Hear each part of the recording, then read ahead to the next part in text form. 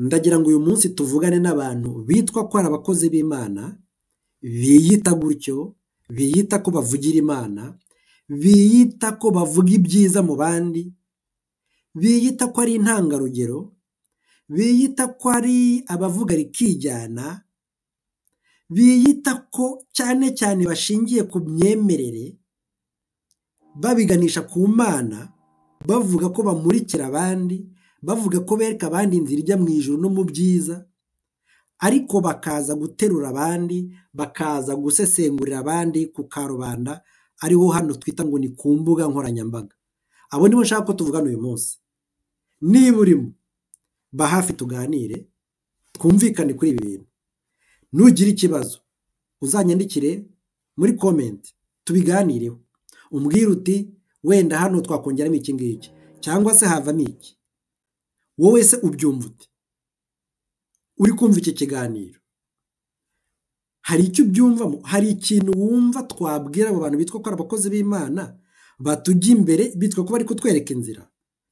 Byandika muri comment tuzayibagezeho, cyangwa se tuzayibasangize, kugira ngo tubashe kubaka umuryango mwiza, tubashe kubaka abantu bitekerezaho, bakanatekereza kuri bagenzi babo basangiye uru rugendo rwo gukora ibyiza turimo. Nongeye kugusuhuza wowe uri kumwe natwe muri kino kiganiro, ukaba wemeye gufungura uru rubuga rwacu rwa Braba Talk. Njyewe muri kumwe ni nk'uko bisanzwe ni Braba Pati. Ndifuza ko twaganira tukavugana n'abantu bita abakozi b'Imana, abantu bavuga ngo ni abakozi b'Imana, abantu bitwa ko bafite ijambo mu bandi, bakitwa ko bahagarariye Imana mu bandi, cyangwa se bafite uburyo bageza abandi ho amakuru cyangwa inyigisho, ariko wajya kubona ukabona hari ukuntu tubona basa n'abandi dusanga nabo ku muhanda. Ukabona umuntu afite izina ry'uko ari pasitoro, afite itangazamakuru rikomeye, afite cano yiremereye, ifite ububasha busanzwe buzwi muri kino gitata cy'iyobokamana. Ukabona abandi ni abantu bavuga rikijyana, bari muri iyi sosiyete nyine turimo, bitwa ko aribo bagatanze umurongo nyawo wo kubaha Imana ndetse no gufasha abandi. Ariko twajya kubabona ugasanga bicaye kuri social media bari gusesengura, bagasesengura bagenzi babo, bakitwa ko bari kubasesengura ngo no kubahugura, ariko by'ukuri ugasanga bari gukora amakosa aremereye cyane. Ntabwo nzi niba bazi uburyo aya makosa aremereye, ariko nicyo kintu duhagurukiye kuvuga uyu munsi, nicyo kintu duteruye tuvuga. Ese aya makosa aba bantu bakora ni ayahe? Bitwa ko ari abantu bakwiye kwerekana inzira, bitwa ko ari abantu bafite ijambo ryumvikana, bitwa ko ari abantu baremereye rwose, bafite amazina afatika, ariko tukabasanga muri babyita ngo ni ugusesengura, ariko wajya kumva ugasanga barahengamye, ugasanga aho kugira ngo bakize imitima yatwe tubumva, ugasanga ahubwo imitima yacu barayitsindagira ahantu mu mwobo, barayisunikira ahantu habi, barayishyiramo amagambo atari ngombwa. Kandi by'ukuri iyo umuntu atangiye gusesengura inkuru y'undi, icya mbere ayivugamo ibintu bitari ngombwa, akayivugamo ibintu bitabayeho, agatangira kuvuga inkuru y'undi, akayivuga uko we ashaka, ntasubire mu magambo ya wa wundi. Reka tubirebe ibi bintu bimeze bite. Kuki aba bantu bitwa ko ari abakozi b'Imana, abantu bafite channel nini cyane, abantu bafite platform nini cyane, abantu bafite ama website manini cyane, aba bantu bafite insengero zikomeye, abantu bafite amazina yubashywe, aribo bazi imbere, ukabona nibo bishe ibintu, ukabona barabivuyanze. Ntabwo nifuza gukomeza kuvuga ko babivuyanga ngo mbashinje ibinyoma, cyangwa se mbashinje amakosa, cyangwa se mbashinje ibyaha, ariko ndagira ngo tubivugeho. Ntawe ntunga urutoki, ntabwo mvuga ngo uyu cyangwa uriya, ariko reka turebe iyo umuntu aje akicara ari gusesengura mugenzi we, amuvuga mu mazina, amwerekana mu mashusho, akavuga ngo dore uyu mu mazina ye yagize gutya na gutya na gutya, twebwe nk'abakurikira tubyumva mwiki? Reka mbabwire, buriya hari impamvu zikomeye cyane zituma umuntu uvuga ko akorera Imana. Umva, agira gutya agatambutsa kuri social media, ku izi mbuga nkoranyambaga, akavugaho amagambo, akavuga ngo ngewe nkunda kuvuga ngo ku muhanuzi runaka, akavuga ngo uriya muhanuzi ngo akorera imyuka mibi, ngo uriya mukozi w'Imana, ngo uriya mupasitoro ngo ni icyago, ngo ajya ikuzimu, ibintu nk'ibyo ngibyo kandi amuvuga mu mazina, cyangwa se akavuga ngo ntabwo akorera Imana da. Buriya rero dore impamvu nyamukuru zituma abantu baza bikingikije kuri Bibiliya, cyangwa se ku bukirisitu, cyangwa se ku bwenge busanzwe, bakagira ibyo bavuga bimeze gutyo. By'ukuri ntabwo byubaka abantu, ahubwo birabagusha mu buryo bumwe cyangwa ubundi. Dore impamvu ya mbere, batagombye no guhaguruka ngo baze tubabone bicaye ku mbuga nkoranyambaga bavuga ngo dutere udutebe ngo twumve, ngo bagiye kuvuga, ngo bagiye ngo gusesengura. Ngo impamvu ya mbere ni uko social media cyangwa se imbuga nkoranyambaga ntabwo ari ahantu ho gucira abandi urubanza, ntabwo ari mu rukiko. Reka twifashishe bimwe mu bintu tubona muri Bibiliya. Bibiliya ivuga ko Imana ariyo mucamanza wa nyuma. Reka mbabwire, mwebwe mwita abakozi b'Imana, muzasome muri Yakobo ibice 12. Iyo umuntu atangiye kuza rero akazana izina rye, akarishyira hejuru, akazana amazina ku izi mbuga nkoranyambaga, avuga ko runaka ngo ari umurozi, ngo akoresha imyuka mibi, cyangwa se ngo umuhanuzi ngo ni uw'ibinyoma, buriya aba yatakaje inshingano ze, aba yinjira mu nshingano zitari ize atahawe. Izi mbuga nkoranyambaga abantu bamwe bazikoresha ariko ntibazizi. Icya mbere, zuzuyemo amarangamutima menshi cyane, aho kugira ngo habe harimo ijambo ry'Imana, ijambo ryafasha abantu, ijambo ry'umumaro, huzuyemo amarangamutima y'abantu kandi batandukanye. Icya kabiri, hariho ubujiji bukabije buteye n'ubwoba.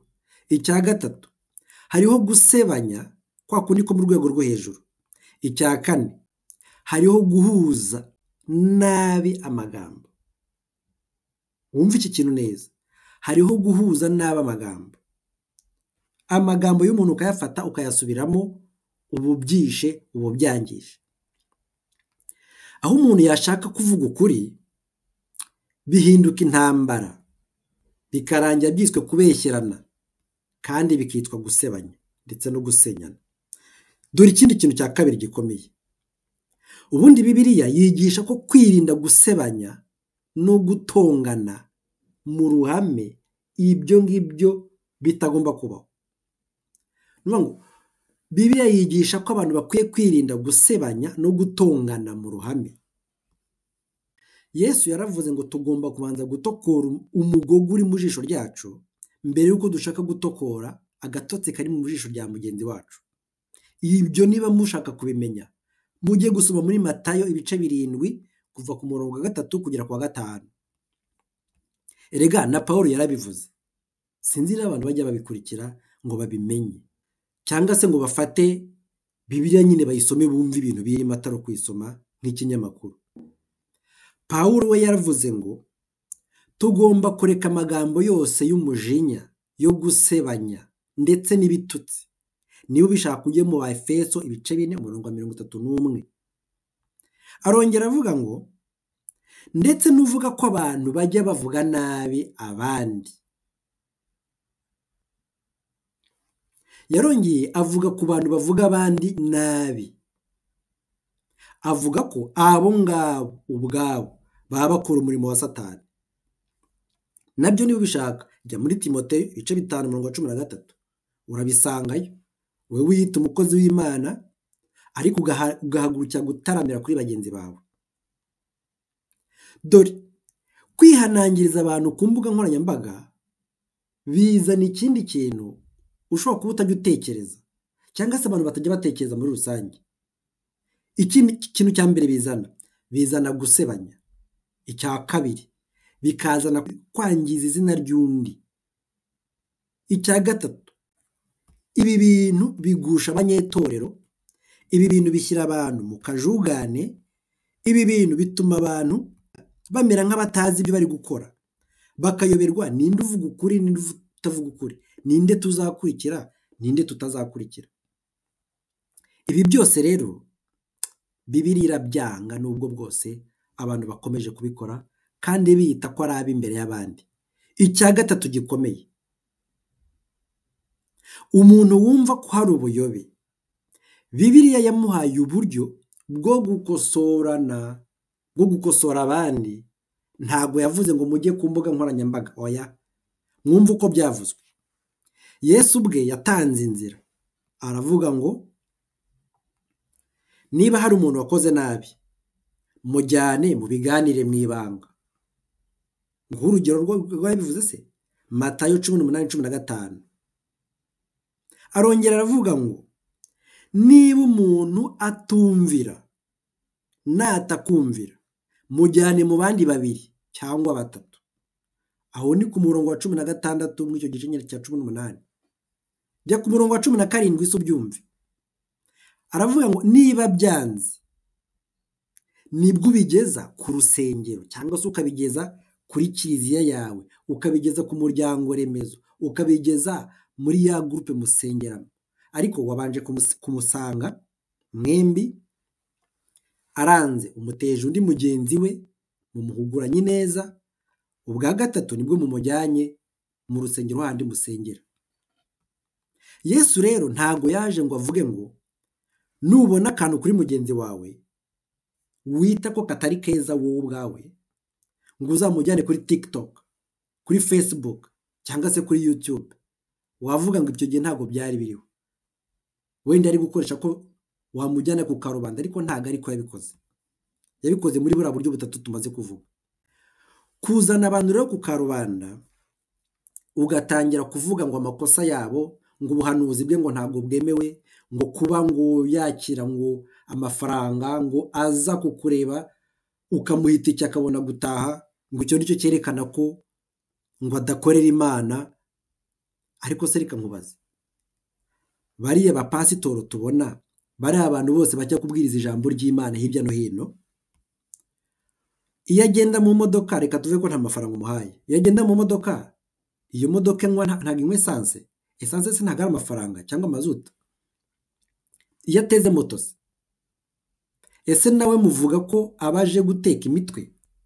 Kuki watumira umuntu ngo ni umuhanuzi ukamukura mu cyaro kuko wumvishe afite ubutumwa ushaka gutambutsa kandi ushaka gucuruza, ukamukura mu cyaro akaza ahantu ashobora kugenda amasaha 8, ukumva ko ari buhagende n'amaguru, agasubira yawe nta kintu umuhaye, nta tike umuhaye, utanamugaburiye?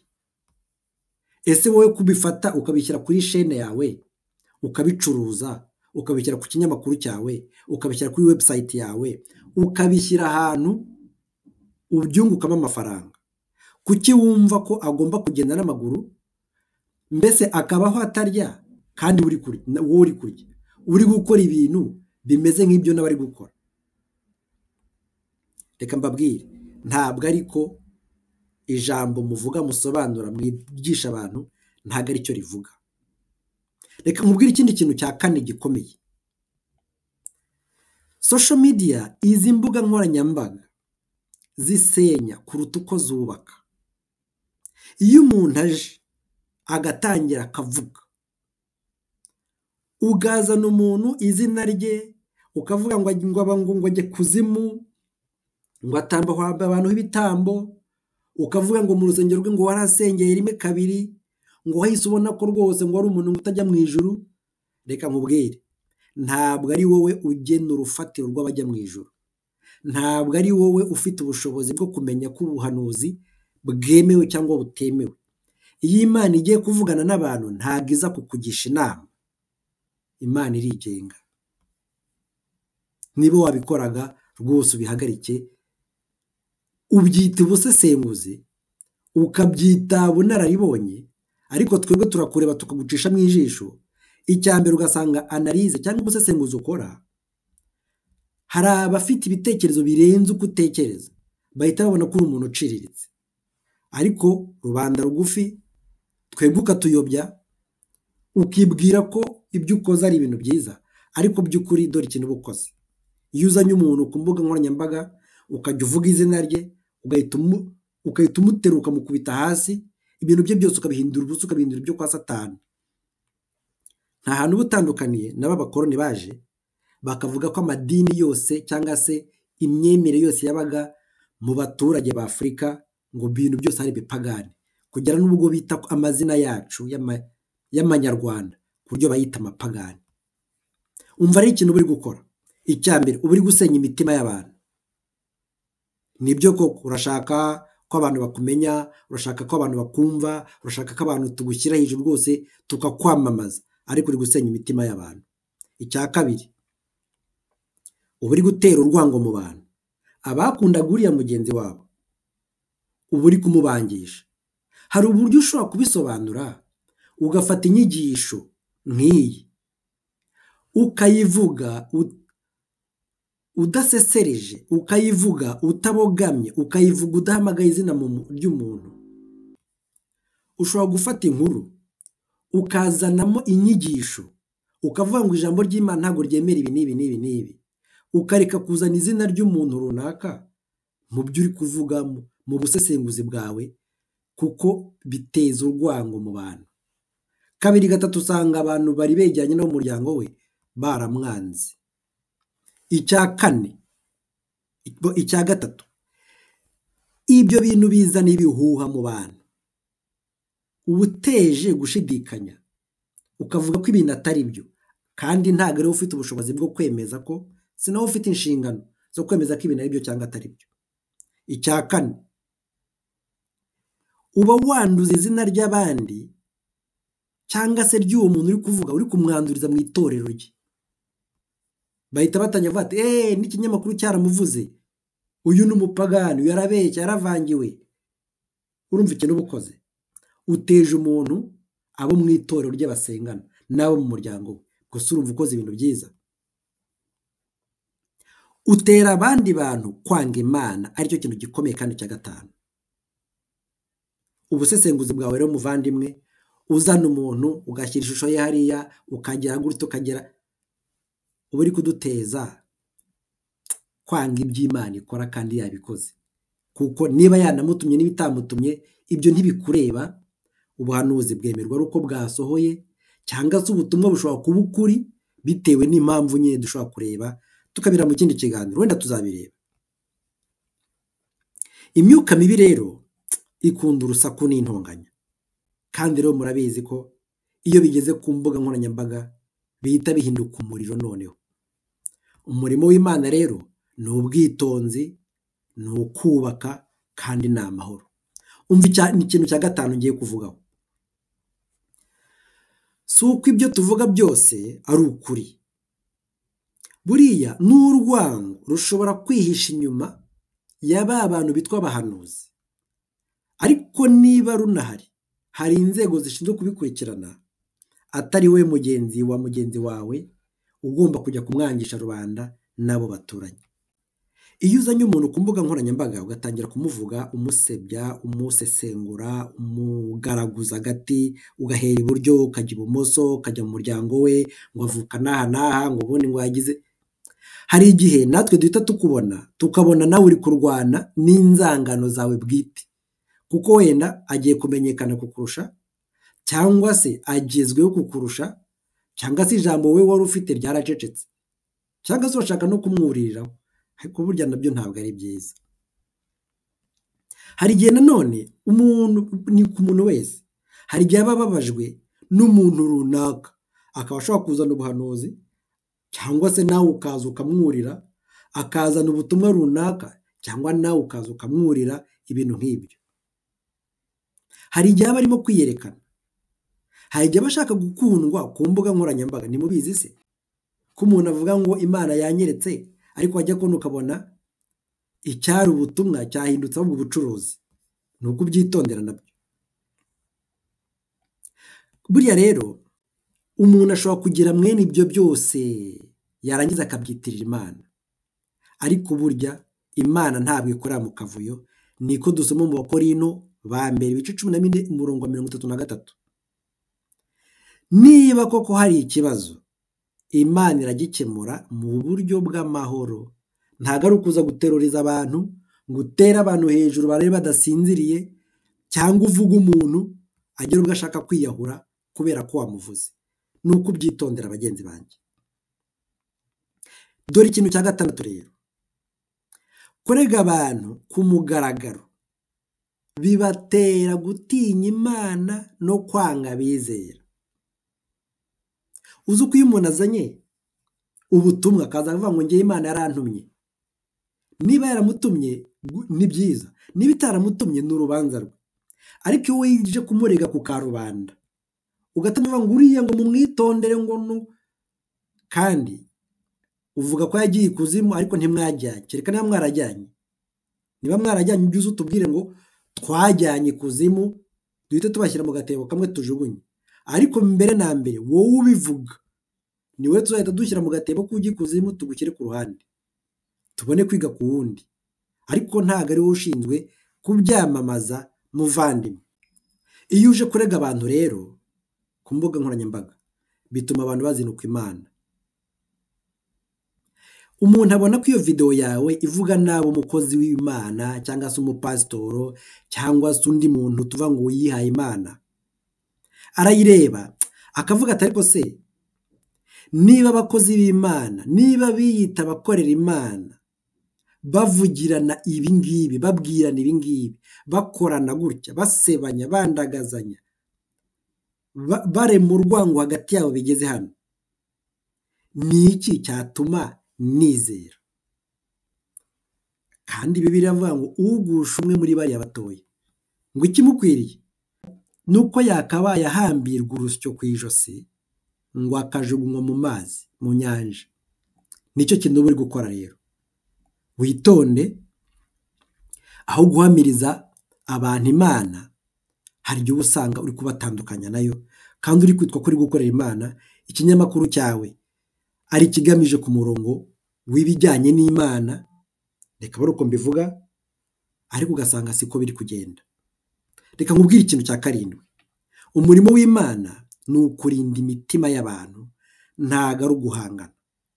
Erega soma Imigani ibice 4:23. Haravuga ngo rinda umutima wawe kurusha ibindi byose birindwa. None se iyo ubizanye ku mbuga nkoranyambaga uba wumva uri gukora iki by'ukuri? Ntabwo imbuga nkoranyambaga arizo zirinda imitima y'abantu. Dore burya hari ijambo rimwe ushobora kuvuga rikica izina ry'umuntu burundu, rikamutera guhungabana, rikamusebya mu buzima bwe ndetse no mu buryo bw'umwuka. Birasaba rero ko abantu babyitondera. Niyo mpamvu Bibiliya idusaba kwirinda amagambo atukana. Bagenzi banjye, reka tujye ku mwanzuro. Umuntu ukorera Imana agomba kuvuga ukuri mu rukundo.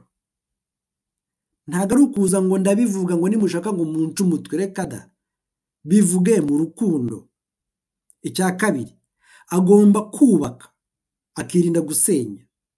Ikintu cyose uvuze ugasanga mugenzi wawe kiramushyira hasi, kiramusenya, kiramwandagaza, kiramutesha umwanya yari afite, ibyo bintu ntago ari byiza. Icya gatatu, ugomba gukosora abandi mu ibanga. Ntabwo ari ukuza guterera ibintu by'umuntu byose hanze. Yavuganye n'undi ntibagira ibintu batumvikana, aho kugira ngo wowe ubigumaneho mu ibanga, byabereye mu ibanga ntitwanabibonye, wowe ugahita uza kubyereka isi yose. Ntabwo ari uko nguko bikora. Icya kane, umuntu wo gukorera Imana, mwebwe mwitwa ko muvugira Imana, mugomba kwirinda intonganya ku mbuga nkoranyambaga. Ibintu by'intonganya mukabishyira hasi, ngo reka muvuge, ngo reka muterure, ngo reka mutereke hariya, ngo reka mushyire ku karubanda bose bamubone. Oya, ahubwo tugucishamo ijisho tugahita tuvuga tuti nawe ntabwo wabikoze.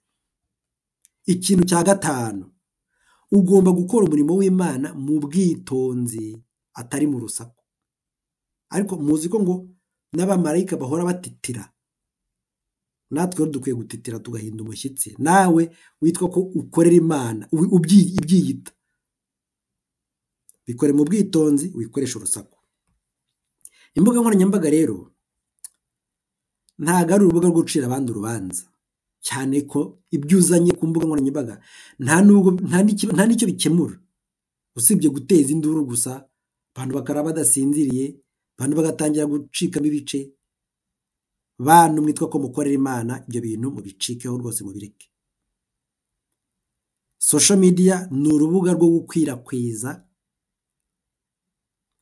cyakora rushobora no gufasha mu kubwiriza no gufasha no kubaka imitima, ariko rwose mwiyikoresha nabi. Ikiganiro cyacu rero nakagaruka, tuzasubira ubutaha, mugire umunsi mwiza.